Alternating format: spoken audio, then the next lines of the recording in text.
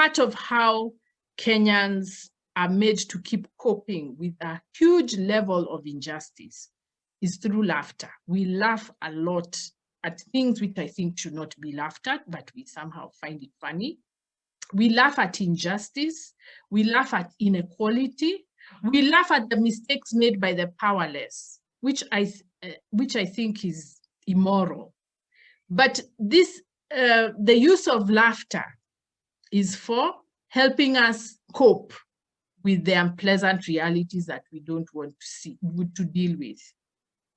And then I've also talked about pity. So much woye, woye, woye in the place where there should be anger and the desire for change. Another thing that happens, and this one that has been weaponized by the church, is the use of sex to excite.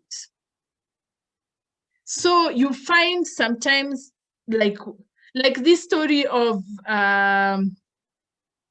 what was it? When there are these stories brought up on the social media about youth, look at them on the internet doing XYZ. We never even bothered to find out whether they actually did that stuff. But what is the effect?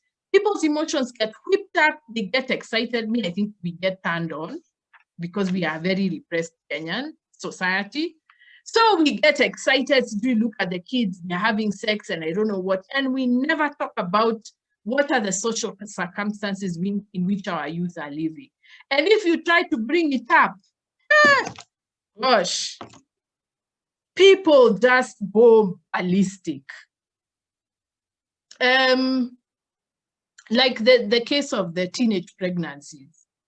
So somebody shouts, oh, our youth, they are now more pregnant since COVID started. People got excited. I think it's sexual excitement. Because as we don't talk about sex, we are very repressed. If we talk about sex, Ezekiel Mutua is there to crush that performance. So that is now where we go. People get excited, they talk and talk.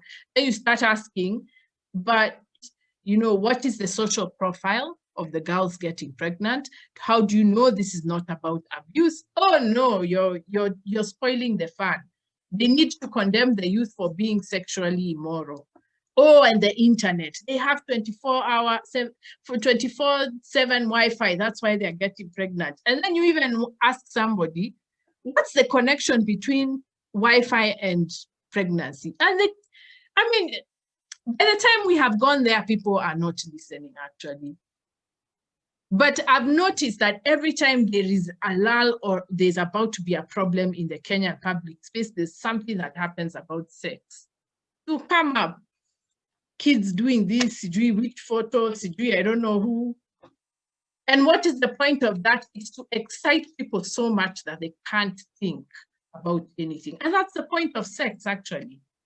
The point of sex is God's gift to us to have intense emotions, but in a certain context. But now that is being weaponized by the ruling class to distract us anyway. So I've talked about laughter, I've talked about pity, and I've talked about sex. And let me just say, there are two emotions which I don't think Kenyans have enough of, and which the media is singularly dedicated to making sure that we don't experience them. One is anger, and the other one is sorrow. And sorrow is different from pity. Sorrow is a deep, introspective reckoning with reality. Sorrow is what we experience when our loved ones die. We are not saying, well, yeah, how come he died? With sorrow, we accept our helplessness, but we are also refusing to accept. It's a clash of emotions, actually. We are accepting, but not accepting. We are accepting that I can't do anything about the person who has died, but we are also crying against death. Why is death still coming for people? It's a reckoning of our humanity. That is an emotion we don't do. And the church has especially made sure that it never happens in the church again. And we're going to look at a conversation between some worship leaders about that. We're always singing, oh God, you're so hot, I love you. You know, we're always singing that, but we're never singing, you know, sorrows. When something happens, we are not singing, God, how could you do that? Why is this happening to me? That we are not allowed because we are being positive.